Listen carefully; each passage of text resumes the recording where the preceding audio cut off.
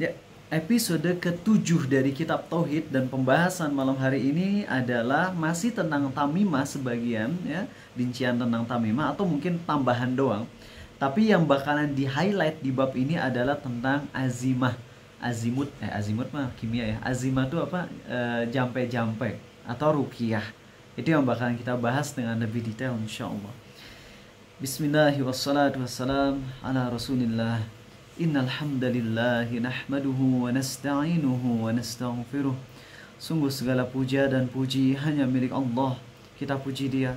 Kita mohon pertolongan dan ampunannya. Wa na'udzu billahi min syururi anfusina wa min sayyiati a'malina. Kita mohon perlindungan kepada Allah dari keburukan diri kita dan keburukan amal perbuatan kita. May yahdihillahu fala mudhillalah. Barang siapa yang Allah beri hidayah, tak akan ada seorang pun yang bisa menyesatkan. Wa may yudlil fala hadiyalah. Dan barang siapa yang Allah sesatkan, tak akan ada seorang pun yang bisa memberi petunjuk. Asyhadu an la ilaha illallah. Aku bersaksi tiada Tuhan yang berhak disembah dengan benar kecuali Allah. Wa asyhadu anna Muhammadan abduhu wa rasuluh. Dan aku pun bersaksi bahwasanya Muhammad adalah hamba dan rasulnya. Amma ba'du. Allahumma sholli wa sallim ala Muhammad wa ala ali Muhammad. Ya teman-teman semua, kita langsung ya karena biar menghemat waktu. Ini sekali lagi pembahasan tentang jimat dan ruqyah. Nah, langsung kepada dalil yang pertama.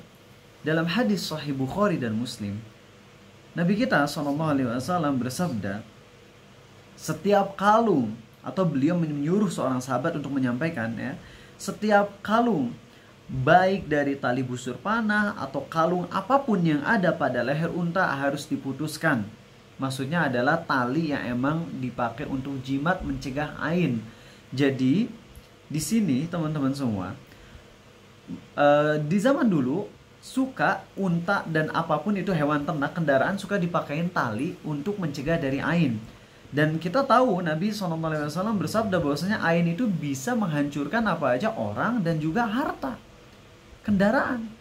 Nah zaman sekarang udah ada yang lebih modern, di mana di mobil-mobil dipasang kucing yang Cina tayanya, yang itu sebagai jimat juga.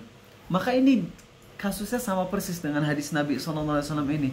Kalau zaman dulu mah pakai kalung di unta untuk mencegah ain, sekarang mah mobil disimpan yang kayak gituan untuk mencegah dari kecelakaan, musibah dan sebagainya. Di restoran juga disimpan patung kucing. Dan kita udah tahu bahwasanya penyimpanan jimat, kalau si orangnya yang nyimpen jimat ini bergantungnya tetap ke Allah, itu syirik apa? Hah? Kecil, syirik kecil atau syirik asgor ya. Adapun kalau dia bergantung kepada bendanya bukan ke Allah, maka itu syirik akbar. Nah, orang-orang pemilik restoran yang notabene-nya non-muslim, banyak yang non-muslim, terutama dari klan sebelah, dari etnis sebelah yang gak perlu kita sebut. Nah, mereka ketika masang patung kucing, patung ini, patung itu, bergantungnya ke Allah atau ke sana? Ke si kucing. Kucing lah, dan orang kafir dia. Dia bergantungnya bukan ke Allah sama sekali, tapi ke si kucing. Berarti itu syirik apa? Akbar dia. Kalau kita sebagai pelayannya, atau sebagai karyawan, sebagai karyawan, lalu kita membantu nyimpenin itu, kita ngebantu dia untuk melakukan syirik akbar. Makanya heran, ada orang Indonesia ke Australia. Nah, pas ke Australia itu demi menyenengin bosnya di Australia, ngebawa patung berhala sebagai oleh-oleh. Kafir ini mah, kekafiran ya tau. Parah banget, nggak bisa gitu. Ini kekafiran ya. Jadi harus gimana? Kalau udah perkara yang kayak gini bilang aja nggak bisa bos, maaf ini bertentangan dengan keyakinan saya. Mau dipecat nggak apa-apa. Kalau masalah disuruh potong jenggot, disuruh dosa-dosa yang lainnya masih mending gitu, masih mending ya. Selain sebagian ulama bahkan membolehkan motong jenggot, ulama yang mengharamkan motong jenggot ketika kasusnya dia didesak jadi nggak mendapatkan haknya, boleh motong jenggot dan nggak dosa. Menurut sebagian ulama salafi yang yang kontemporer yang dinukil oleh Ustaz Aris Munandar ya. Ada ceritanya seorang dokter yang mau ke luar negeri, Tapi kemudian dia nggak bisa dapat paspor kecuali kalau dikerut jenggotnya sampai habis total. Kata ulama ini silakan kerut. Begitupun Ustadz Abdul Hakim Abdad ketika ada seorang tentara yang dia nggak harus mencukur jenggotnya sampai habis. Kalau enggak ya harus keluar. Pilihannya antara keluar dari tentara, TNI atau cukur jenggot. Dan Ustadz Abdul Hakim menyuruh untuk tetap cukur jenggot tapi terus istighfar. Karena kamu ada di sini di TNI ini bisa nyebarin dakwah sunnah, itu adalah hal yang maslahatnya besar, tapi tetap istighfar. Ya ada fatwa-fatwa ulama itu, dapat dari teman Rizal dan beliau dapat dari temannya lagi tentang fatwa Ustaz Abdul Hakim, walaupun itu nggak secara viral ya disebarannya. Jadi ini fatwa yang sifatnya mungkin tertutup tapi bocor juga ujung-ujungnya. Nah, tapi untuk kasus dimana ini syirik akbar, kalau udah tentang syirik kok kita nggak boleh ada sedikit pun ada nggak apa-apa lah sekali-kali deh. Nggak gitu. Walaupun dosa yang lain juga sama sih, harusnya jangan, cuman beda level gitu lah. Beda level banget, yang satu mah ngelakuin dosa kecil, yang satu lagi ngelakuin dosa besar, yang satu lagi ngelakuin dosa kafir gitu lah. Kalau ngelakuin dosa kecil masih mending, dosa besar juga masih mending kalau dibandingin dosa kekafiran. Ya, itulah tentang busur, tali dan sebagainya yang disimpan di leher unta untuk mencegah apa? Ain atau musibah. Dan ini terjadi di zaman modernnya adalah mobil-mobil yang dipasang begituan. Mau stiker atau apa kek. Tapi yang sering terjadi adalah yang patung kucing yang gelayutan gitu pakai per ya. Gitu. Gimana kalau misalnya patung yang bukan patung kucing buat jimat, tapi itu cuman mainan bayi aja kayak Pokemon gitu ya, si Pikachu gitu-gituan apa pakai per ya. Kalau itu mainan anak-anak masih boleh sih, cuman udah kita bahas di bab gambar, nanti kita ulang lagi ya di bab 50-an itu. Oke, kita masuk ke yang dalil kedua, yaitu Nabi SAW bersabda dalam hadis riwayat Ahmad dan Abu Daud, dan singkat aja ini hadisnya awalnya doif, tapi sebagian ulama mensahili ghairikan bahkan atau menghasankan setidaknya ya, dan hadis ini lebih cenderung ke pendapat hasan minimal bahkan sampai sahili ghairi ya. Jadi kalau ada yang bilang hadis ini doif, yaitu emang ijtihad sebagian ulama, tapi ini insyaallah hadisnya sahili ghairi atau hasan minimalnya. Ya. Sesungguhnya ruqyah, tamimah dan tiwalah adalah syirik. Tiwalah, tahu tiwalah? Bukan tilawah. Kalau tilawah mah baca Quran, kalau tiwalah, oke, saya sampaikan ruqyah. Ruqyah, Nabi SAW bersabda ruqyah, tamimah dan tiwalah adalah syirik. Kok bisa sih Nabi SAW ngasih tahu ruqyah adalah syirik? Jadi gini, ruqyah itu udah ada dari zaman Nabi Musa. Dari zaman dimana Nabi Musa tuh viral, di zaman beliau apa yang viral? Sihir, kan ya. Nah, udah banyak ruqyah dari zaman Nabi Musa. Dan ruqyah mayoritasnya adalah ruqyah tuh bahasa Indonesianya apa? Mantra. Itu dia mantra. Ya, ruqyah itu artinya mantra. Mantra itu suatu ucapan yang diucapkan dengan kita punya keyakinan kalau ucapan tersebut bisa ngasih manfaat atau mencegah mudarat. Itulah definisi dari mantra. Itulah definisi dari ruqyah secara bahasa ya. Ulang, ruqyah itu adalah ucapan-ucapan mantra yang diyakini bisa ngasih manfaat dan mencegah mudarat. Itu adalah ruqyah. Nabi SAW bersabda ruqyah, tamimah. Ruqyah tadi udah bilang mantra ya. Tamimah yaitu jimat, tiwalah yaitu pelet adalah syirik. Nah, asbabul wurudnya adalah yaitu tadi para sahabat Nabi pun SAW sering dulu ya, sering ngelakuin mantra-mantra, sering ngebaca mantra-mantra. Nah kemudian Nabi SAW nyuruh para sahabat, tolong silakan bacakan mantra-mantra kalian ke hadapanku. Hanya para sahabat ngasih tahu gitu, gini mantranya ya Rasulullah, gini ucapan-ucapannya ya Rasulullah. Dan ternyata ucapan para sahabat, mantra-mantranya itu, ucapan-ucapannya gak ada sedikit pun yang mengandung kesyirikan. Yang ada adalah ucapan-ucapan doa memohon pada Allah. Maka beliau bersabda tidak ada masalah dengan ruqyah selama tidak mengandung kesyirikan gitu. Paham ya?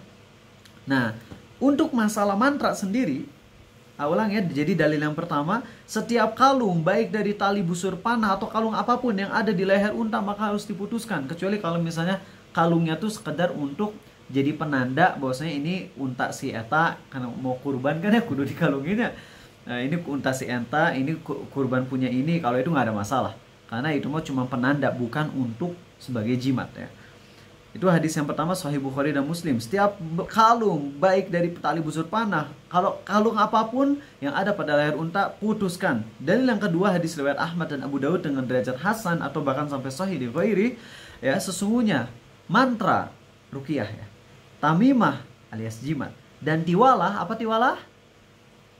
Pelet, bukan pelet buat kelinci ya, bukan. Pelet tuh yang membuat suami istri jadi semakin senang dan sebagainya, adalah syirik. Nah, untuk bagian ruqyah, jadi tadi udah sampaikan, dulu para sahabat suka ngeruqyah pakai mantra-mantra, dan ternyata pas diperdengarkan ke Nabi SAW, ternyata bacaan yang bagus, doa-doa bergantung ke Allah. Maka beliau bersabda, tidak mengapa dengan mantra ruqyah selama tidak mengandung kesyirikan. Itu dalil yang kedua ya. Nah, sekarang yang ketiga, hadis riwayat Ahmad dan Tirmidzi, ya, hadisnya juga minimal hasan. Nabi kita SAW bersabda, "Man ta'allaqa syai'an wukila ilaih." Barang siapa yang bergantung kepada sesuatu, maka dia akan menjadi kebergantungan kepada sesuatu tersebut. Di sini Ustaz Firanda menerjemahkan dengan terjemahan yang panjang, karena emang dari sisi hadisnya kalau diterjemahkan letterlek jadi nggak ngerti kita. Makanya Ustaz Firanda menerjemahkannya dengan panjang dia. Barang siapa yang menggantungkan suatu benda dengan anggapan bahwa benda tersebut bisa ngasih manfaat atau mencegah mudarat, maka Allah akan menjadikannya selalu bergantung kepada benda tersebut. Dan ini real, udah kita bahas. Orang-orang kemarin tuh yang bergantung pada jimat, mereka kalau nggak bawa jimat ngerasa apa? Takut ya, resah, gimana nggak bawa jimat. Dan kita juga udah bahas bahwasanya power balance tidaklah menambah kepada kita kecuali kelemahan. Karena yang kemarin udah dibahas panjang lebar, radiasi, sinar gamma, beta, apalah nggak ngerti ya, Rizal, yang udah dibahas pekan lalu, itu justru malah membahayakan sel-sel tubuh kita. Ya, jadi hati-hati ini teman-teman. Untuk masalah jimat nggak akan bahas dengan terlalu detail lagi, karena itu sudah dibahas pekan lalu rinciannya juga. Dan sekarang yang terakhir, jadi pembahasan yang bakalan lebih detail di bab ini adalah tentang ruqyah dan juga tentang jimat yang berasal dari ayat-ayat Quran. Oke, insyaallah. Nah, ini hadis yang terakhir riwayat Imam Ahmad. Ya, beliau bersabda kepada Ruwaifi, sahabat beliau namanya Ruwaifi, "Wahai Ruwaifi, sepertinya engkau akan berumur panjang. Maka sampaikanlah kepada orang-orang bahwa barang siapa saja yang memilih janggutnya," memilih tuh kayak ngucir, sering lihat orang di kayak apa namanya, kalau cewek kan suka digitu-gituin. Nah, ini jenggot digitu-gituin pakai ada 3 kayak harus gimana gitu. Gila kita ngeliatnya juga. Nah, namanya dia ngerasa cool padahal asa nggak cool gitu ya. Wahai Ruwaifi, sepertinya engkau akan berumur panjang. Maka sampaikanlah kepada orang-orang, barang siapa yang memilih rambut janggutnya gitu, dikucir rambutnya, atau memakai kalung dari tali busur panah, yakni untuk jimat ya, atau bersuci dari buang air dengan kotoran binatang dan tulang, maka sesungguhnya Muhammad berlepas diri dari orang tersebut. Ini salah satu indikasi dosa besar, yakni ketika Nabi SAW bersabda, "Aku berlepas diri dari orang yang ngelakuin ini dan ini." Itu dosa besar. Walaupun di dalam hadis tadi, ya, gak bisa kita katakan semuanya dosa besar. Kenapa? Karena untuk memilih rambut, yaitu ngucir jenggot, menurut sebagian ulama itu bukan dosa tapi makruh. Ya, tapi secara umum kita sebut satu-satu ya. Tadi apa aja? Satu, yang Nabi SAW berlepas diri, nggak mau peduli, beliau pokoknya nggak mau care sama orang-orang yang ngelakuin perbuatan ini. Apa aja tadi? Satu, memilih jenggot dulu, ya, apa namanya, ngukur jenggot, apa ngucir jenggot. 2, pakai kalung dalam rangka jadi jimat. 3, cebok pakai kotoran dan tulang, ya. Itu ada 4 ya. Untuk cebok dengan kotoran binatang yang udah kering dan juga tulang. Berarti ini yang nomor 3, 4 disatuin aja ya. Oke. Pertama tentang memilih jenggot, itu sebagian ulama berpendapat makruh, ya. Apa sih maksudnya memilih jenggot itu? Nanti kita bahas. Kita skip dulu ke yang dikepang mungkin ya. Iya, kepang ya. Terus habis itu yang kedua adalah memakai jimat kalung, itu mah udah jelas ya dosa syirik lah udah itu mah.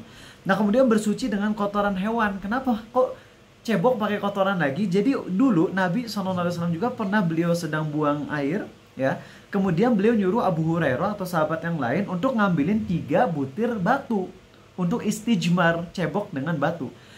Abu Hurairah nemunya cuma 2 batu, yang satu laginya nggak ada. Akhirnya Abu Hurairah ijtihad, nggak ada batu tapi ada kotoran keledai yang kering, kan mirip batu juga tuh ya. Akhirnya dikasihin ke Nabi SAW. Beliau ngambil 2 batunya dan yang satunya dibuang, karena kotoran yang udah kering tuh mirip batu keras. Dikiranya boleh cebok pakai kotoran lagi atau nambah kotor kan. Nah, jadi beliau melarang kita untuk cebok pakai kotoran yang udah kering atau pakai tulang, karena itu adalah makanan buat jin muslim. Ya, makanan buat jin muslim. Tapi bukan berarti kalian gak boleh makan ayam presto yang tulangnya bisa tulang lunak dimakan. Boleh makan ayam tulang lunak, gak ada masalah ya.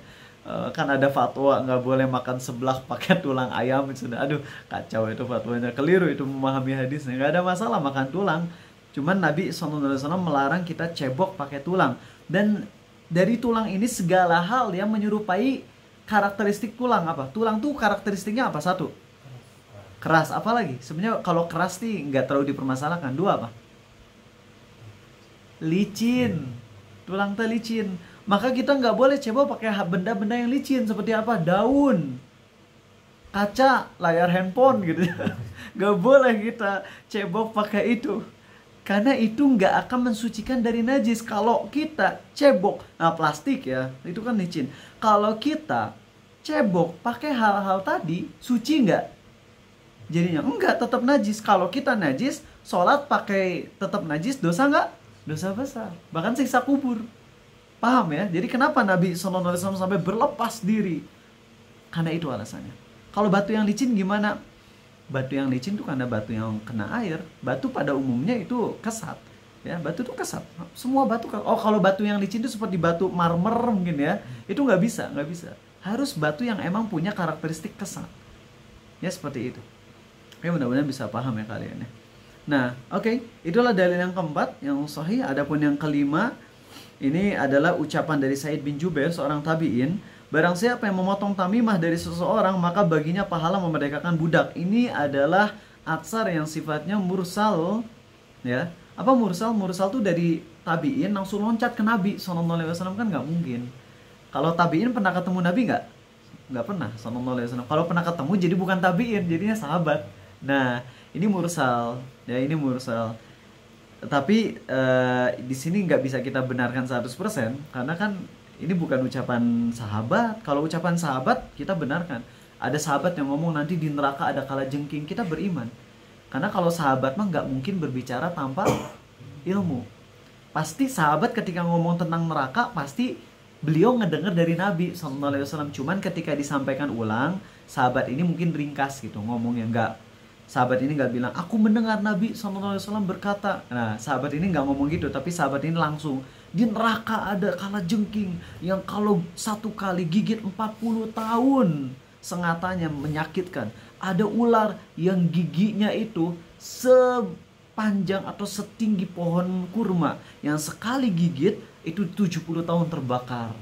Nah, itu ucapan sahabat Nabi SAW sahih. Tapi kita beriman itu ucapan Nabi juga SAW, karena itu walaupun mauquf ucapan sahabat, tapi pasti sahabat taunya dari Nabi SAW. Nah, adapun Sa'id bin Jubair di sini kan seorang tabi'in, jadi nggak bisa kita yakini ucapan ini. Tapi kita ambil pelajaran bahwasanya menghancurkan jimat kekafiran, pahalanya sangat besar, itu aja. Bahkan pahalanya bisa jadi lebih besar daripada memerdekakan budak ya. Memerdekakan budak mah pahalanya kan ya udah memerdekakan budak, sedangkan menghancurkan kesyirikan berarti kita nyelamatin seseorang dari kekafiran. Oh, pahalanya gede banget dong. Paham ya maksud saya? Oke, baik. Sip.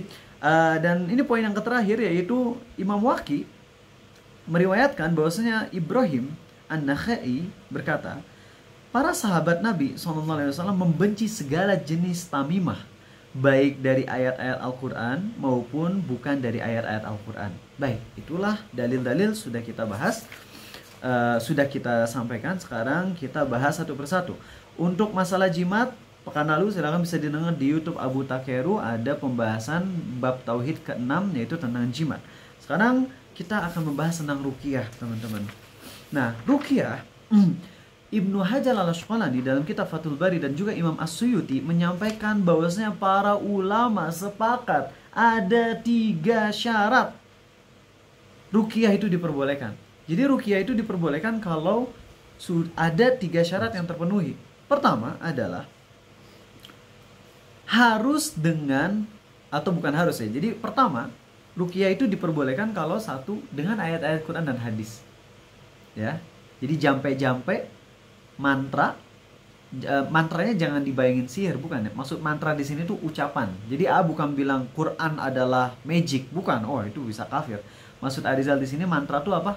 Ucapan ya. Ucapan yang diyakini punya manfaat dan mencegah mudarat. Itu definisi mantra yang maksudnya. Jadi mantra itu boleh dengan ayat Quran maupun hadis. Jelas itu ulama sepakat. Ya, dengan ayat Quran dan hadis jelas itu boleh. Kemudian kedua, harus dengan bahasa Arab. Harus dengan bahasa Arab. Kalau doanya mau dipatenkan itu harus dengan bahasa Arab. Fahri doa pakai bahasa Arab. Terus habis itu ampuh. Akhirnya Fahri doa pakai itu terus. Kalau misalnya lagi kesurupan atau kalau lagi kena ain, pakai doa itu pakai bahasa Arab. Walaupun gak ada dalilnya di Quran dan hadis, tapi itu boleh. Adapun kalau selain dengan bahasa Arab doanya, pakai bahasa Indonesia, Persia, Inggris, boleh-boleh aja, tapi jangan dipatenkan. Ngerti dipatenkan nggak? Dipatenkan tuh jadi misalnya doa, oh Allah please help me, protect me. Terus sembuh dari ain. Akhirnya bilang, oh doa pakai bahasa Inggris ini ampuh. Akhirnya tulis. Ditulis, terus dijadikan buku. Dijadikan buku. Buku mencegah ain by Abu Takeru. Bukunya 1 halaman. 1 halaman, tapi tebal 1 halamannya karena kertasnya tebal. Dan tulisannya cuma ini, bacalah, oh Allah protect me and help me. Nah ini bahaya. Kenapa? Karena bahasa selain bahasa Arab sangat mudah untuk nantinya itu berubah. Soalnya bahasa Indonesia antara tahun 1900 dengan 2023 udah banyak beda banget loh. Ya asli banget. Dulu mah setoe joe. Setuju teh setoe joe. Sekarang bahasa-bahasa Indonesia aneh-aneh kan. Mengsedihkan. Naon mengsedihkan? Itu di terjemahan di kamus gak ada istilah mengsedihkan, mengsedih gitu. Nah, dengan perubahan yang drastis dalam bahasa selain Arab, ini dikhawatirkan nanti akan mendorong orang-orang jadi nggak paham dengan apa yang dibaca. Padahal ruqyah itu penting karena dibaca dan paham. Sedangkan kalau dengan selain bahasa Arab, boleh-boleh aja bagi orang yang memang membacanya dan paham. Tapi kalau dipatenkan, ya tadi yang maksudnya, lalu diturun-temurunkan, bisa jadi generasi kedua atau ketiga nggak paham apa maknanya gitu. Nggak ngerti apa maknanya. Akhirnya nanti jadinya kayak mantra aja. Ya sekarang coba deh lihat mantra-mantra di Harry Potter aja. Dulu sampai hafal gitu lah, saking ngefansnya gitu. Flippindo, Wingardium Leviosa, Alohomora, dan Avacadabra gitu dan sebagainya. Ini kalau kita ngelihat itu pasti dari bahasa-bahasa terdahulu yang dulu punya makna tersendiri, yang kemudian diturun-temurunkan, nggak pada paham, dan akhirnya ya udah itu mau jadi mantra setan aja dan jadi sihir gitu. Belum lagi Rasengan gitu, Rasen Shuriken dan sebagainya. Udah yang kayak gitu-gitu tuh tinggalkan teman-teman, kesyirikan seperti itu. Oke?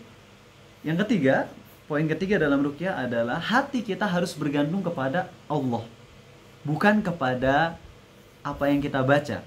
Kalau yang kita baca Al-Quran, jelas itu mah. Kalau kita bergantung kepada Quran berarti kita bergantung kepada Allah juga, itu mah jelas. Tapi kalau kita baca doa versi kita, bukan dari Quran, ya, tapi doanya dari versi kita, buatan kita sendiri, bahasa Arab atau pakai bahasa Indonesia, maka kita bergantungnya bukan kepada mantra, bukan kepada doa yang kita ucapannya, tapi bergantungnya kepada siapa? Allah. Kalau yang dibaca Quran boleh nggak bergantung kepada Qurannya? Boleh, karena Quran itu sifat Allah. Tapi kalau yang kita baca itu bukan Quran, yaitu doa buatan kita sendiri. Kalau buatan kita sendiri berarti kalam Allah atau kalam manusia. Ucapan Allah atau ucapan manusia? Ucapan manusia. Kalau Quran kan ucapan Allah. Kalau ucapan Allah kita boleh bergantung kepada ucapan Allah alias Quran. Kalau doanya ucapan kita sendiri, berarti itu kan makhluk. Nggak boleh kita bergantung kepada doa kita, tapi bergantungnya pada Allah. Ulang ya. Jadi ruqyah itu diperbolehkan dengan 3 poin ini. 1 dengan apa? Ayat Quran maupun doa yang ada di hadis. 2, bahasa Arab. Doa-doa dalam bahasa Arab, ya. Atau kalau nggak bahasa Arab, pakai doa bahasa kita sendiri, tapi yang kita pahami, Dan jangan dipatenkan. Jadi doanya gonta-ganti. Misalnya, ya Allah, tolong aku. Nanti di waktu yang lain jangan Allah tolong aku, tapi apa ya? Misalnya, ya Allah bantu aku, misalnya gitu ya. Jadi dirubah-rubah aja. Paham ya maksud Arizal? Iya. Dan yang ketiga, bergantungnya jangan ke ucapan mantra kitanya, tapi bergantungnya ke Allahnya. Kecuali dalam perkara kalau ruqyahnya pakai ayat Quran, kita boleh bergantung kepada Qurannya, karena Quran adalah firman Allah. Paham masalah ini ya? Ngerti? Alhamdulillah. Sekarang jenis-jenis ruqyah yang apa aja sih yang diperbolehkan? Ini banyak sebenarnya teman-teman, tapi rangkum aja. Pertama, ruqyah itu dengan cara dibacain ayat Quran maupun doa dan sebagainya, dibacain doang. Jelas, ini sepakat ulama boleh. Kedua, dibacain ayat Quran maupun hadis, kemudian ada ludahan. Ludahan tuh ada 3 level. Pertama, ludah banyak, sampai airan gitu, Kedua, ludah sedikit aja, ada air yang keluar tapi nggak terlalu banyak. Ketiga, cuman tiupan doang, tanpa ada ludahnya. Nah, 3-tiganya ada dalilnya. Paham di sini ya? Jadi kalian kalau ngebaca ayat Quran sambil baik diludahin, ya, diludahin ngeludahin dulu baru baca Quran, atau baca Quran dulu baru diludahin. Ulama beda pendapat, tapi sebagian ulama berpendapat mending ngeludahin dulu baru baca Quran. Kenapa? Soalnya kalau misalnya baca Quran dulu baru ditiupin, takutnya agak menyerupai tukang sihir.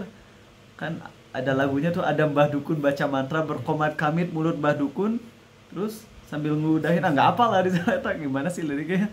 Jadi kan kalau dukunnya gitu ya, gitu. Nah, untuk menghindari tasyabuh, walaupun di sini sebenarnya nggak bisa dibilang tasyabuh banget sih, karena di hadis pun ada yang disebutkan yang ngeludah dulu, ada juga yang baca Quran dulu. Ya, tapi sebagian ulama berpendapat mendingan ludahin dulu, dulu baru baca ayat Qurannya gitu. Bisa dipahamin ya, gitu. Baik. Nah, di sini teman-teman, untuk masalah niupin atau agak keluar ludah dikit, atau emang ludahnya banyak, itu semuanya ada dalilnya. Nah, langsung ke yang ludah banyak aja deh. Karena kalau ludah yang banyak aja boleh, apalagi ludah yang sedikit, ya. Nah, yaitu Nabi SAW mengambil beliau meludah gini, terus habis itu diketanahin, ya. Kemudian sambil diketanahin, beliau membaca doa Bismillahi turbatu ardina biriqati ba'dina yushfa saqimuna biizni rabbina. Keren banget gak sih ini doanya? Nah gitu ya. Ini bagus banget ini doanya dari Nabi SAW dalam hadis riwayat Bukhari nomor 5745. Beliau berdoa dengan menyebut nama Allah, ini tanah bumi kami, dengan liur sebagian kami, untuk menyembuhkan orang yang sakit di antara kami dengan izin Tuhan kami, gitu ya. Jadi gitu ya, pokoknya pertama ruqyah boleh dengan cara apa? Sambil apa ruqyahnya? Baca doang pertama. Kalau kedua baca sambil meludah atau meniup dengan ludah dikit, atau meniup doang tanpa ludah sama sekali. Kemudian selanjutnya dengan cara mengusap ke tubuh tanpa diludahin, ya. Jadi kita baca misalnya gini, megang ke sini. Kalau yang sakit bagian sini dada, lagi sakit perut banget, baru makan pedes super, pegang sambil baca ruqyah. Perut kita dipegang sambil baca ruqyah, sambil nggak apa-apa minum Mig gitu ya, bisa nyebut merek nggak boleh, sambil minum obat lambung juga nggak apa-apa, jadi dibarengin. Kalau ambeien gimana ruqyahnya? Kan kita boleh ngeruqyah untuk penyakit-penyakit medis juga boleh ngeruqyah. Kalau ambeien gimana? Kan ruqyah tuh pakai tangan kanan, sedangkan ambeien tuh dubur kita. Apakah kita pas ngeruqyah pakai tangan kiri?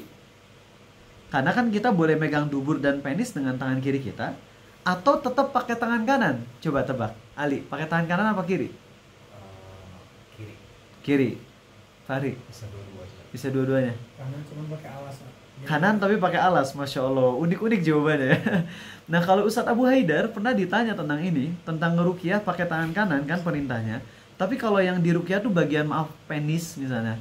Kalian ngeruqyah misalnya impoten sehingga pingin nyembuhin penis dengan cara sambil berobat ke dokter. Jadi pengobatannya double ya. Pengobatan medis kita lakukan, pengobatan non medis alias spiritual pun kita lakukan, yaitu dengan cara ruqyah. Apakah megang penisnya atau duburnya buat yang penyakit ambeien itu pakai tangan kanan atau kiri? Ustadz Abu Haidar berfatwa pakai tangan kanan. Kenapa? Memang pada dasarnya nggak boleh megang penis dan dubur pakai tangan kanan. Tapi ketika dalam hal penyakit, maka dalam hal penyakit itu sesuatu yang dilarang jadi boleh. Sebagaimana dokter perempuan boleh megang pasien laki-laki. Paham ya? Ini Ustadz Abu Haidar yang berfatwa. Wallahu alam, mungkin ada fatwa yang lain, tapi hanya menyampaikan aja fatwa beliau di kajian di kajian fikih ya di hari Sabtu di Masjid Cipaganti sekitar 8 tahunan yang lalu. Tapi alhamdulillah masih ingat ya, Pak Rizal. Baik, teman-teman, kita lanjut. Oke, sekarang baca lalu dikairin. Dikeminumin gitu ya, atau keemberin. Nah, di sini ulama berbeda pendapat. Syekh Albani termasuk yang menentang. Ngapain ruqyah pakai air segala? Gitu. Jadi nggak boleh menurut Syekh Albani. Tapi pendapat yang lebih tepat adalah pendapat yang dipegang oleh Syekh bin Baz dan para ulama lain berdasarkan hadis riwayat Abu Daud, di mana Nabi SAW menyuruh sahabat yang terkena ain atau yang terkena penyakit, beliau nyuruh atau beliau membacakan ayat Quran, atau beliau nyuruh sahabat untuk bacain Quran di ember, kemudian airnya diminum dan diguyurin. Oke, jadi pendapat yang lebih tepat adalah boleh untuk pakai air.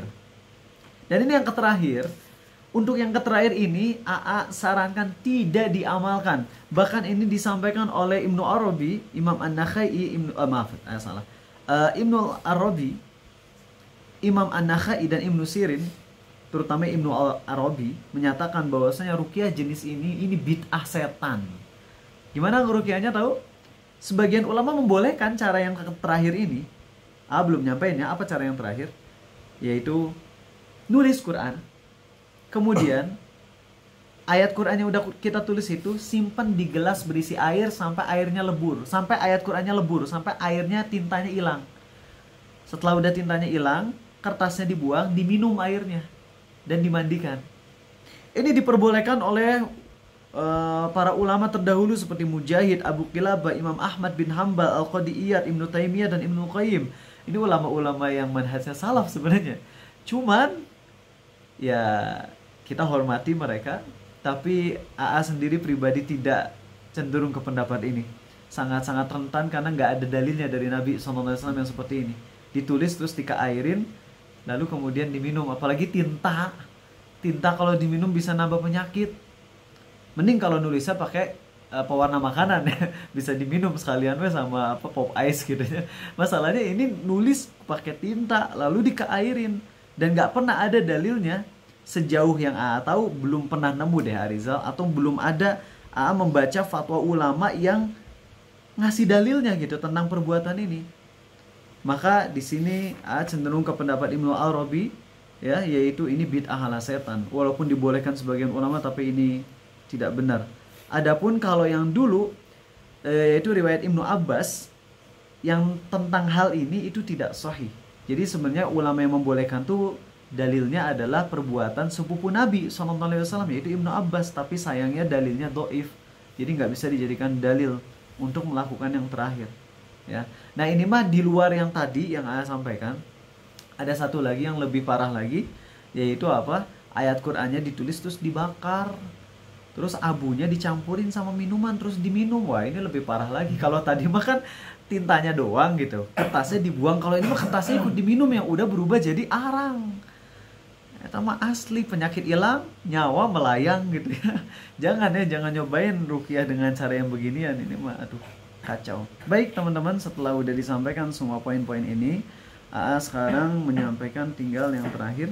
Oh ya, tadi tentang menggulung atau mengingkat jenggot ya. Jadi ulama beda pendapat terkait larangan untuk ngucir jenggot atau ngepang jenggot itu. Sebagian ulama berpendapat itu yang dilarang tuh karena itu kebiasaan orang-orang kafir. Itu pendapat yang pertama. Kedua, ada yang berpendapat itu tuh maksudnya adalah larangan karena takutnya tasyabuh ke kaum wanita. Wanita emang punya jenggot? Enggak, bukan gitu.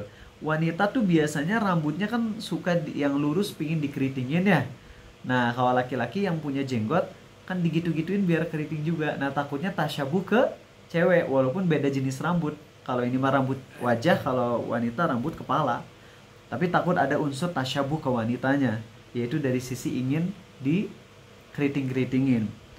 Nah, ada juga sebagian ulama bilang ini mah yang dimaksud oleh Nabi SAW melarang ngepang atau ngikat jenggotnya itu kalau pas lagi sholat doang buat cowok ya, nggak boleh karena ini ada termasuk sadel atau al-kafat yang memang dilarang oleh Nabi SAW ketika dalam sholat. Di dalam sholat kita nggak boleh menggulung baju ya, dan juga nggak boleh ngikat jenggot kayak gitu. Jadi larangannya cuma pas lagi di sholat doang.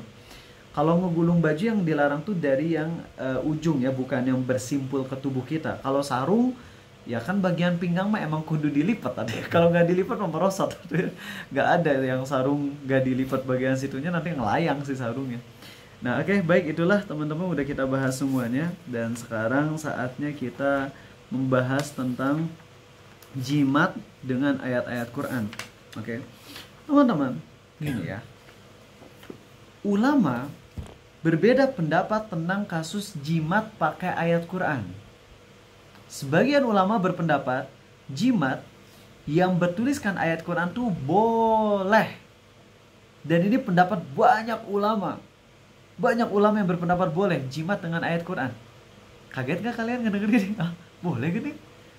Ya. Ingat dulu film Susana, film Tuyul zaman dulu kan menjamur banget film-film Tuyul di RCT pip gitu ya.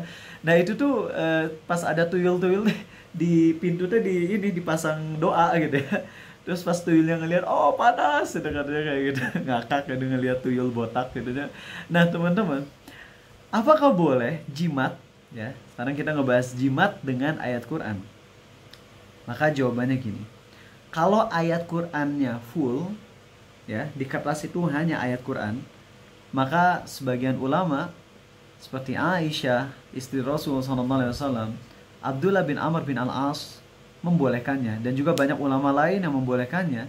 Dan dalilnya sebenarnya adalah perbuatan dari Abdullah bin Amr bin Al-As, yaitu Abdullah bin Amr bin Al-As punya 10 anak. 9 anaknya disuruh ngapalin doa-doa untuk berlindung dari ain. Apal yang 9. Yang satu nggak apal-apal karena emang masih lemah otaknya, karena masih kecil. Ya orang masih kecil kan emang otaknya belum terlalu kuat ya untuk menghafal. Nah akhirnya Abdullah bin Amr bin Al-As ijtihad menulis doa anti ain di sebatang kayu atau apalah, terus digantungin di leher si anaknya. Oke, paham ini? Dari sinilah makanya sebagian ulama membolehkan jimat dari ayat-ayat Quran. Udah ngerti? Itulah dalilnya. Cuman ada beberapa poin penting dalam hal ini. 1. Kalau jimatnya adalah ayat Quran tapi dicampur dengan selain ayat Quran, baik itu nomor atau tulisan selain ayat Quran, atau ayat Qurannya dianeh-anehin, dibolak-balikin, atau dipotong-potong, maka itu seluruh ulama, seluruh mazhab sepakat haram. Seluruh ulama sepakat haram. Haram itu. Dan ini yang terjadi teman-teman.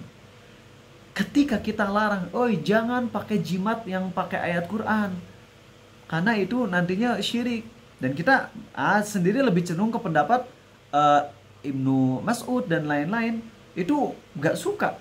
Ibnu Mas'ud membenci walaupun jimatnya itu tulisan ayat Quran, itu gak boleh.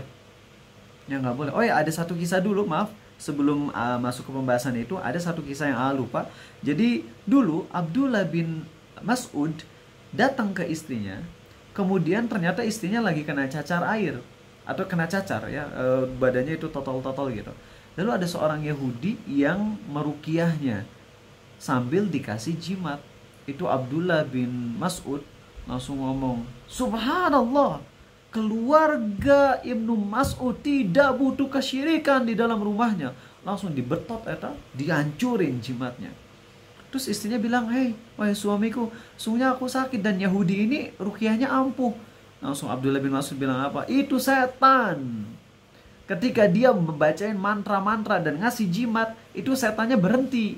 Dan ini penting loh, bahwasanya setan itu kabur dari kita bisa karena dua hal. Bisa karena senang, bisa karena benci. Hah? Maksudnya apa?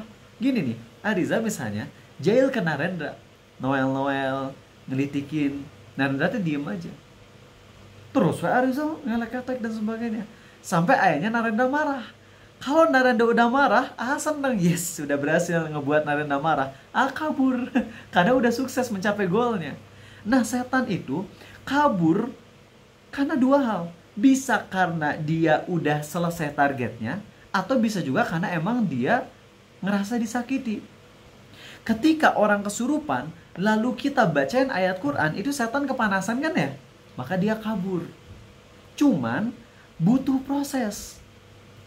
Karena pengobatan yang sesuai syariat itu yaitu dengan dibacain ayat-ayat Quran, butuh keimanan yang kuat, tajwid yang benar, keyakinan yang kuat. Sedangkan para pembaca ruqyah di zaman now, kualitasnya nggak kayak gitu. Kalau Nabi kan SAW ketika ketemu anak indigo, langsung beliau baca, ukhruj ya aduwullah, keluarlah wahai musuh Allah. Beliau ngeludahin, langsung pergi kan setannya. Lah kalau kita ketemu setan, kita bacain ayat-ayat Quran, lalu setannya bilang, oh ya tajwidnya masih salah, gitu kan. Akhirnya kita langsung ngedrop gitu, aduh, diperbaiki tajwidnya sama setan nih. Akhirnya gitu konsentrasi ruqyahnya hilang kita. Makanya untuk ngusir setan dengan ruqyah, pakai ayat Quran disertai dengan tepukan kayak, atau dengan dipegang kayak, itu perlu proses. Kadang butuh bertahun-tahun. Ibnul Qayyim, ini kisah Masya Allah, ini Ibnul Qayyim atau muridnya Imam Ahmad. Jadi pernah bacanya dua versi, atau ketukar, pokoknya antara muridnya Imam Ahmad atau Ibnul Qayyim ya. Salah satu dari ini pasti. Ibnul Qayyim tuh pernah ngeruqyah orang kesurupan. Bayangin, ulama selevel Ibnul Qayyim gagal. Udah diruqyah gagal terus. Akhirnya pakai jurus andalan Ibnul Qayyim. Tahu apa jurus andalannya? Ngadu ke gurunya gitu ya. Ibnul Qayyim ngadu ke gurunya, itu Ibnu Taimiyah. Syekh, aku udah ngeruqyah nih gagal terus. Nggak keluar jinnya. Akhirnya Ibnu Taimiyah nyuruh Ibnu Qayyim untuk bawa sendalku ini, pukul jinnya. Jangan cuma dibacain, tapi sambil dipukul juga tuh jinnya. Orang yang kesurupannya pukul pakai sendal gitu. Akhirnya ketika Ibnu Qayyim bawa sendalnya, setan yang ada di tubuh orang yang kesurupannya langsung bilang, oh tidak, wah Ibnu Qayyim jangan serang aku, jangan pukul aku, udah nggak usah pukul aku. Aku akan keluar dari tubuh ini. Karena aku sangat menghormati gurumu. Aku sangat menghormati Ibnu Taimiyah. Ibnu Taimiyah datang. Terus ngomong apa? Tidak. No.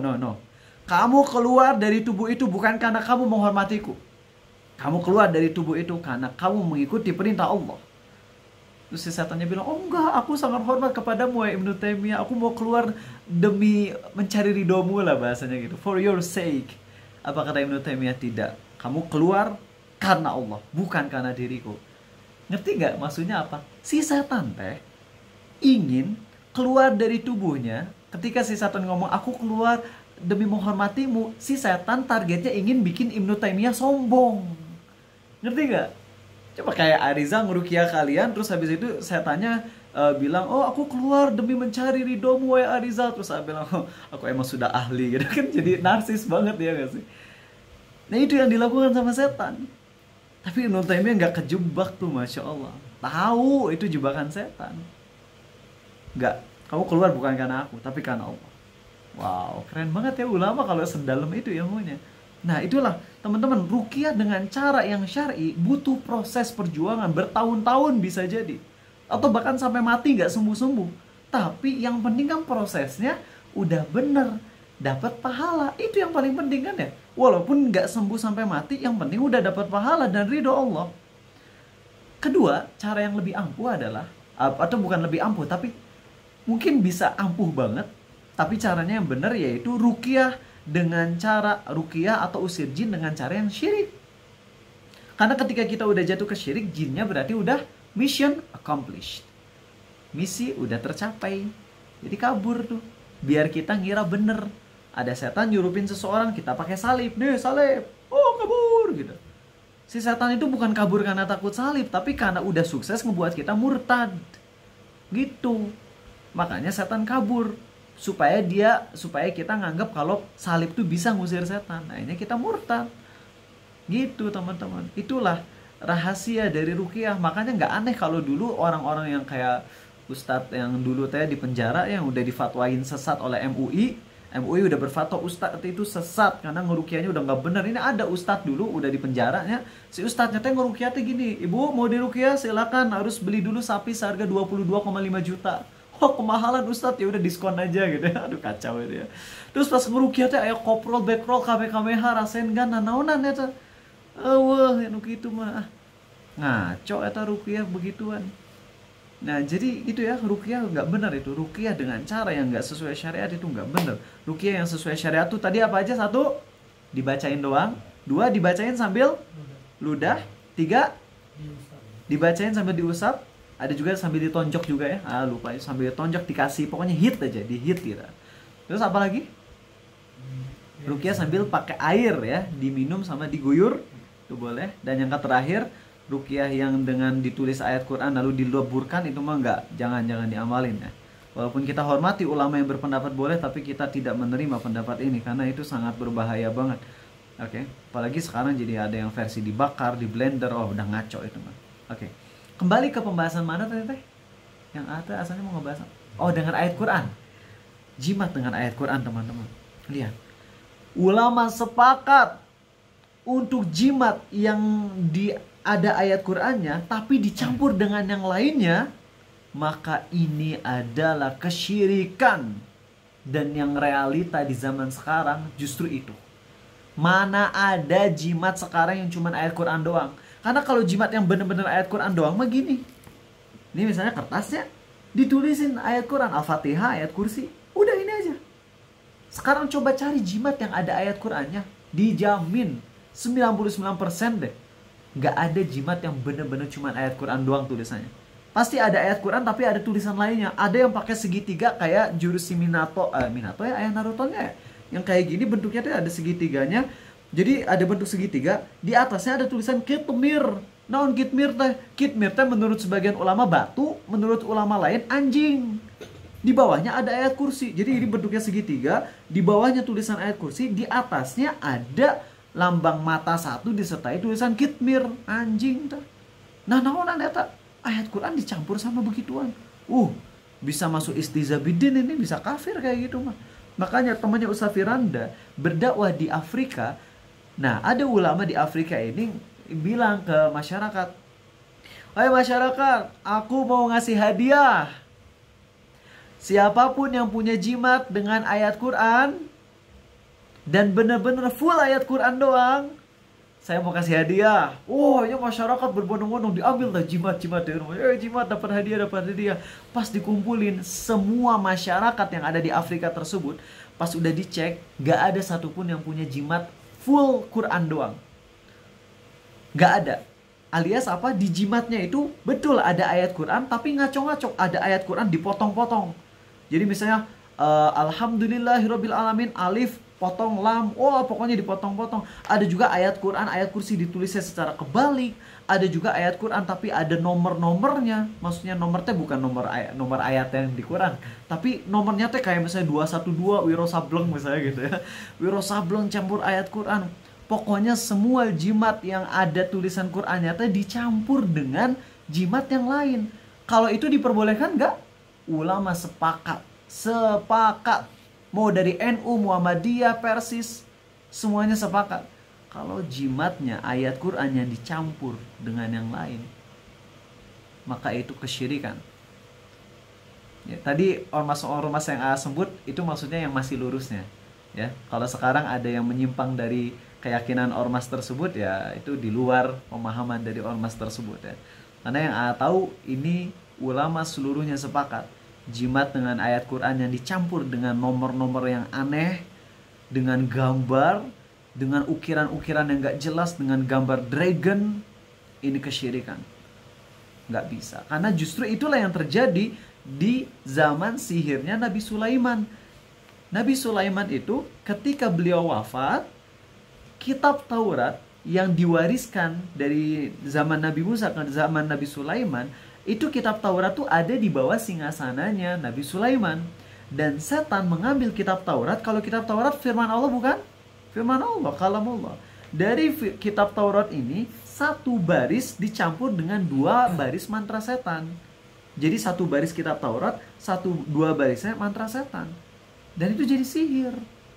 Makanya kenapa kalau misalnya ayat Qur'annya dicampur sama yang lain, ini masuknya sihir. Dan inilah pendapat yang lebih tepat, yaitu tidak boleh jimat walaupun dengan ayat Quran dengan alasan apa? 1. Alasan pertama, kenapa pendapat yang lebih kuat adalah jimat tidak boleh walaupun dengan ayat Quran? Alasan pertama, mengenai hadis Abdullah bin Amr bin Al-As tadi, yang apa tadi teh? 10 anak ya, yang 1 dikasih jimat pakai ayat Quran, yang 9-nya mah diapal. Pertama, kisah ini doif. Itu alasan pertamanya doif. Kedua, andai pun sahih, andai sahih, Abdullah bin Amr bin Al-As ini, kalau kita pakai logika, beliau bukan menjadikan itu sebagai jimat. Tapi gini, anak-anak yang 9-nya kan disuruh ngapalin, sedangkan yang 1 masih kecil belum bisa ngapalin. Nah, anak yang masih kecil ini masih susah ngapal, jadi yang dia lakukan adalah kalau kena ain, dia baca gitu. Ya kayak kita aja kalau misalnya kita belum apal doa-doa zikir pagi dan petang, kita bawa apa? Bawa handphone, ada aplikasi zikir pagi petang ya kan. Jadi kita baca gitu. Tapi apakah kita menjadikan itu sebagai jimat? Enggak, dibacain kan ya.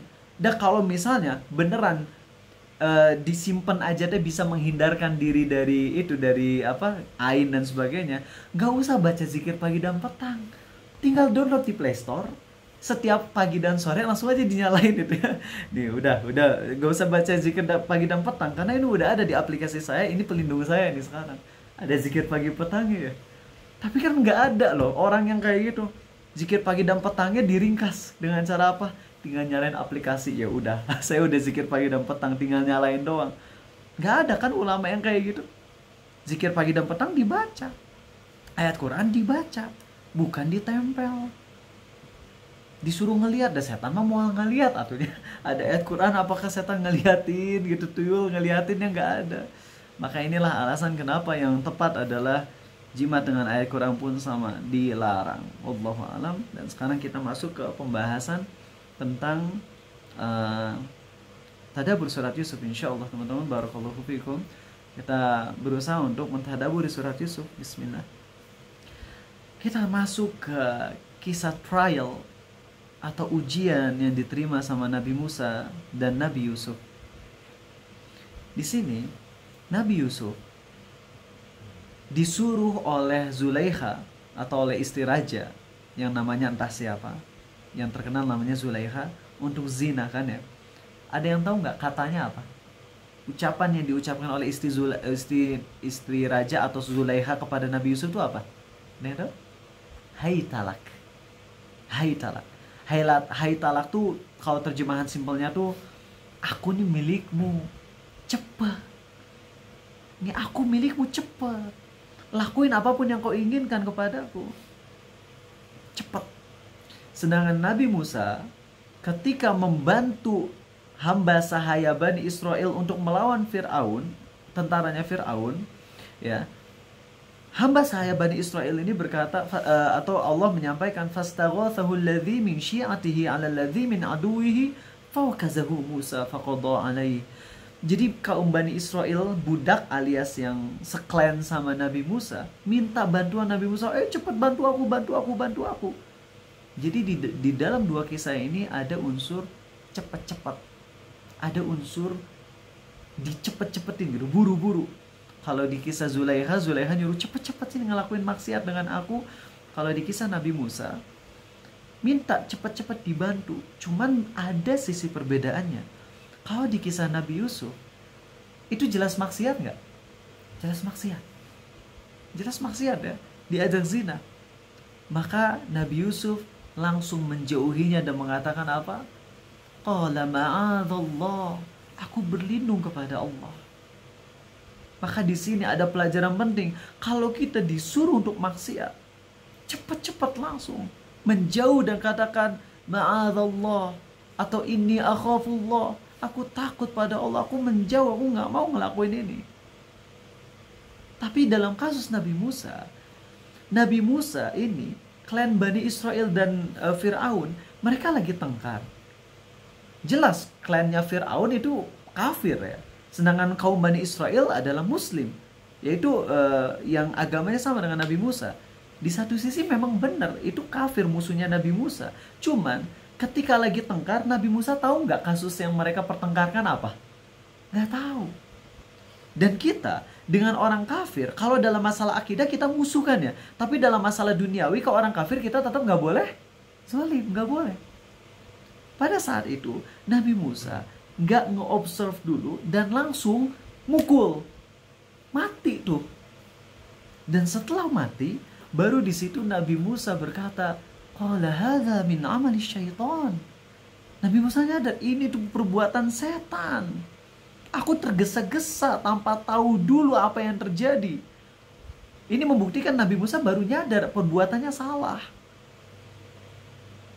Dan akhirnya Nabi Musa nyadar dan qala rabbi inni zalamtu nafsi faghfirli faghfara ya Allah, aku zalim nih, aku ngelakuin kesalahan, aku taubat ya Allah. Nah, jadi di sini teman-teman ada pelajaran penting. Dalam kasus yang udah jelas itu maksiat, segera jauhi. Sambil berkata, ma'adzallah, aku berlindung pada Allah, aku takut sama Allah. Tapi dalam kasus yang kita belum tahu, ketika ada dua orang bertikai, jangan langsung menjudge. Jangan langsung kita berpihak kepada satu dulu. Tapi usahakan lerai dulu. Kita tahu dulu apa yang terjadi di sini. Ini sering terjadi teman-teman di saat kakak adik lagi tengkar. Suka sedih itu kalau ngelihat ada keluarga, terutama anak pertama nih.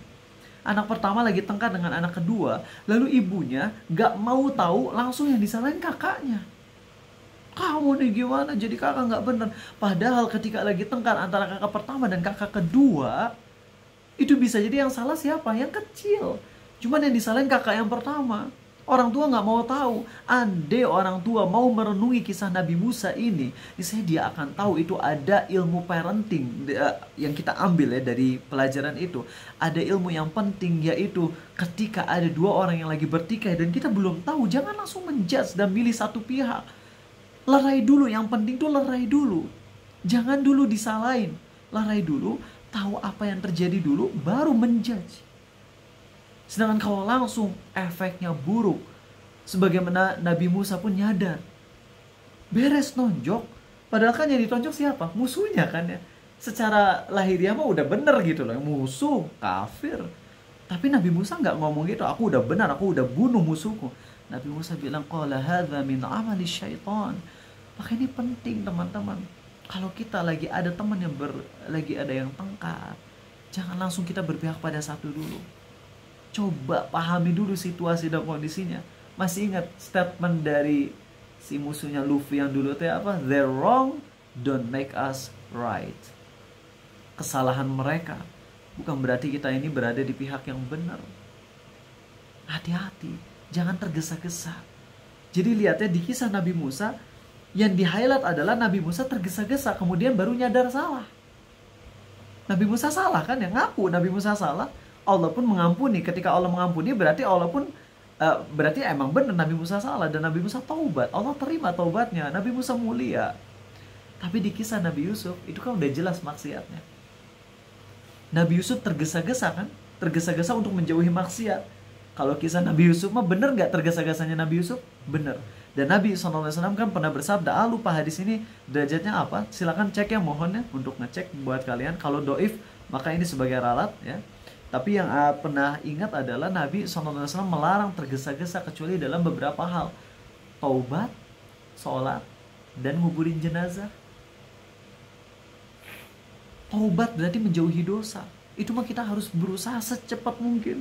Jangan nunda lagi. Kalau ada maksiat kita jauhi. Ketika kita lagi ada di depan kita hal yang bisa menjerumuskan kita ke dosa. Kita lagi syahwat lagi tinggi. Kemudian habis itu di depan ada tontonan yang haram. Langsunglah bergegas. Jangan nunda 1 detik, 2 detik lagi. Tapi langsung close. Dan katakan, ma'adzallah. Ya Allah, aku nggak mau mengkhianatimu ya Allah. Aku nggak mau maksiat padamu ya Allah. Aku jauhi ini demi meraih ridhomu ya Allah. Bahkan kalau bisa sambil kita bilang, aku pun sambil mengamalkan surat Yusuf ya Allah. Karena ketika kita menjauhi dosa dan di hati kita ngomong, ya Allah aku mengamalkan surat Yusuf, berarti kita udah nambah satu tangga di surga. Nabi SAW bersabda, bacalah, karena derajatmu di surga sesuai dengan ayat yang kau baca. Maksud ayat yang kau baca, kata Imam Al-Khattabi, adalah ayat yang kau amalkan. Jadi derajat kita akan naik di surga ketika kita mengamalkan Quran, bukan ketika ngapal doang. Bukan ketika ngapal doang, tapi ketika mengamalkan. Maka coba saat kita lagi di depan kita ada maksiat, kita mau ngelakuin dosa. Buat kalian yang belum nikah, kan banyak yang curhat gitu ya, saya masih sering masturbasi dan sebagainya. Kalian pas lagi ada di posisi itu langsung bergegas, langsung buru-buru untuk ingat ke Allah, buru-buru untuk taubat, sambil bilang, ya Allah, mungkin di masa depan aku jatuh ke maksiat, tapi untuk sekarang jangan. Aku gak mau ya Allah. Aku berlindung padamu. Aku malu padamu. Aku melakukan ini karena aku mengamalkan surat Yusuf ya Allah. Coba yang dalam teman-teman. Ma'adzallah. Sekali-kali coba. Saat kita lagi maksiat, ucapin deh. Mungkin setelah ngucapin kita tetap maksiat, tapi setidaknya kita udah melakukan satu step yang lebih baik, yaitu saat kita mau maksiat kita langsung berlindung, ma'adzallah ya Allah, aku malu padamu, aku berlindung padamu dari maksiat ini ya Allah, aku bergegas ya Allah untuk taubat. Kalian tahu gak, indah banget ketika Allah berbicara tentang 3 hal ya, dalam masalah makan dan minum atau menjelajahi dunia. Allah berfirman, famshu fi manakibiha. Famshu fi manakibiha, artinya apa? Silakan jalan-jalan, jalan cari makan gitu, cari rizki Allah. Ketika Allah berbicara tentang nyari dunia, Allah nyuruhnya apa? Famshu, jalan ya, silakan jalan cari rizki. Artinya apa? Dalam masalah dunia kita gigih, tapi hati kita nyantai gitu. Hati nyantai tapi kita gigih nyari rizki. Famshu fi manakibiha. Sok dalam masalah nyari job, sok jalan aja, jalan nyantai. Tapi ketika masalah ingat ke Allah, apa Allah berfirman di surah Al-Jumu'ah? Fas'au ila dzikrillahi wa dzarul bai'. Dalam masalah ingat ke Allah, dalam masalah sholat, Allah nyuruh kita apa? Cepat-cepat ingat Allah, cepat-cepat sholat. Tapi dalam masalah taubat beda lagi. Ketika dalam masalah taubat Allah nyuruhnya apa? Ini salah satu ayat yang terindah teman-teman. Fafirru ilallah. Larilah kepada Allah. Fafirru ilallah. Larilah kepada Allah. Lihat, indah banget ketika Allah menggunakan 3 kata yang berbeda. Saat nyari dunia Allah nyuruhnya jalan. Sok cari dunia, makan, minum, cari kerja, jalan sok. Dalam masalah sholat, dalam masalah ingat ke Allah, Allah nyuruh bergegaslah. Tapi dalam masalah taubat, lari, sprint ke Allah. Allahu Akbar. Itulah yang dilakukan oleh Nabi yang mulia. Saat Nabi Musa berbuat salah, langsung lari ke Allah dengan taubat. Qala rabbi inni zalamtu nafsi faghfirli. Ya Allah, aku salah nih, aku taubat. Lari itu Nabi Musa ke Allah, taubat. Ketika Nabi Yusuf diajak zina, langsung bergegas, ma'adzallah, aku berlindung kepada Allah. Ambillah pelajaran dari 2 ini teman-teman, tadaburi. Kalau Nabi Yusuf belum terjadi kesalahan, langsung ingat ke Allah. Kalau Nabi Musa udah terlanjur salah, ingat ke Allah, taubat. Dua-duanya mulia. Alaihimussalatu wassalam. Semoga Allah memberi keselamatan kepada mereka semua, kepada para nabi dan rasul. Itu aja dari Arizal, semoga jadi pelajaran dan semoga bisa diamalin teman-teman ya. Baik, kita masuk ke tanya jawab sampai jam 10 lebih 5 ya, 8 menit insya Allah. Buat kalian yang mungkin udah ngantuk-ngantuk, silakan off cam tapi kemudian balik lagi ya untuk dengerin kajian lagi sampai beres supaya berkahnya sempurna. Baik. Masya Allah, ini apa ya, banyak banget ya. Mau tanya tentang caranya tahu kalau ustadz yang mau ngobatin penyakit pakai ruqyah itu beneran atau enggak, karena takutnya sihir. Oke, baik teman-teman. Wah, ini tahu ya Ustadz Guntur Bumi ya. Tadi nggak nyebut Ustadz Guntur Bumi, tapi kok udah ada yang tahu ya. Masya Allah, betul ya. Dialah yang difatwakan sesat oleh MUI dan udah masuk penjara ya. Ternyata dia punya jenglot gitu ya. Jadi gini teman-teman, Kalau mau tahu ustadznya benar atau enggak, maka pertama kita cari ustadz yang memang teguh di atas Quran dan Sunnah. Kedua, ustadznya ketika ngebacain ruqyah pakai bahasa Arab yang kita tahu. Request ke ustadz, ustadz silakan bacain ruqyah tapi pakai ayat Quran ya, pakai doa-doa ya, yang saya paham. Atau ustadz pakai ayat Quran, kan aku udah hafal Quran tapi aku belum ngerti Quran. Cuman kalau ustadz baca Quran aku pasti tahu kalau itu dari Quran. Nah kalau selain Quran mending pakai bahasa Indonesia aja ustadz, supaya saya tahu doa yang ustadz katakan. Nah yang masih bingung ya, belum bisa ngasih fatwa tentang hal ini. Kelas 3, Arizal pernah di Pondok Hijau naik sepeda dan kecelakaan terparah seumur hidup, di mana tangan Arizal nih bengkoknya tuh bener-bener bengkok banget teman-teman, dan ini baru sembuh setelah 9 tahun tangan kiri Arizal ya. Sedangkan wajah Arizal 6 tahun hancur, baru sembuh setelah 6 tahun bagian kiri. Kecelakaan sepeda, dan itu udah kayak ngerasa mau mati aja. Lo ada gendong Arizal, akhirnya dibawa ke tukang pijit. Nah tukang pijit ini eta nenek-nenek kekuatan Sunade asli atau ini nenek-nenek ini dia emang ahli dalam masalah patah tulang, dan ambil manfaat dari pengobatan patah tulangnya. Cuman sebelum patah tulang tersebut, sebelum diobati, dia ngebacain doa dulu di gelas yang berisi beras, terus dibaca-bacain. Dan ketika dibaca-bacain gak jelas apa bacaannya, cuman dia nanya, siapa namanya gitu. Hanya dibaca terus diudahin. Di sini bingung, di situ ada syubhat. Dibacain doa boleh, di air boleh. Nanya nama mungkin didoainya sambil nyebut nama gitu ya, Allah sembuhkan Arizal. Itu emang boleh. Diludahin juga boleh. Tapi yang ada problem adalah ada berasnya. Terus pas doanya memang nggak dikerasin suaranya, jadi bingung di situ. Ya cuman mau gimana lagi, jelas mengingkari kalau itu termasuk sihir, jelas kafir terhadap sihir tersebut, terhadap mantra yang gak sesuai syariat tersebut. Tapi hanya mengambil butuh dari sisi tulangnya itu loh, yang dipertak-pertak, kertak-kertak, wacau gitu. Aduh, asli ada mah teriak kali habis-habisan ketika digituin. Nah, dan sayangnya pengobatan patah tulang rata-rata kayak gitu semua. Dan ada sisi keanehan di mana ketika anaknya, "Bu, itu gimana sih dapat bisa ahli kayak gitu?"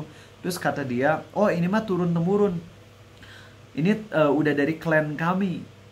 Kalau ada orang dari selain klan kami yang mempelajari ilmu tentang pengobatan patah tulang, maka dia tetap gak akan bisa seahli kami. Karena ini mah harus ada turun-temurun." Nah, ini udah aneh ini kalau udah kayak gini. Karena kalau pengobatannya emang bener medis, harusnya sama semua orang tetap bisa, nggak harus dari klan dia gitu. Cuman ya emang gitu, itu bingung Arizal pada saat itu harus kayak gimana.